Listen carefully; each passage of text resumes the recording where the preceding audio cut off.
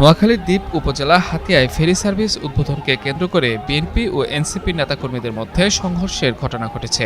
এতে উভয় পক্ষের অন্তত 10 জন আহত হয়েছেন। শুক্রবার বিকেলে ফেরি মহানন্দা উদ্বোধনকে কেন্দ্র করে সংঘর্ষের এই ঘটনা ঘটে। স্থানীয়রা জানায়, শুক্রবার বিকেলে উপজেলার নলচিরা চেয়ারম্যান ঘাট নৌপথে এই ফেরি সার্ভিসের উদ্বোধন করা হয়। উদ্বোধন শেষে ফেরি আনার পেছনে অবদান নিয়ে পৃথকভাবে স্লোগান দিতে থাকে এনসিপি ও বিএনপি নেতাকর্মীরা। এই স্লোগানকে কেন্দ্র করে উভয় পক্ষের মধ্যে উত্তেজনা দেখা দেয়।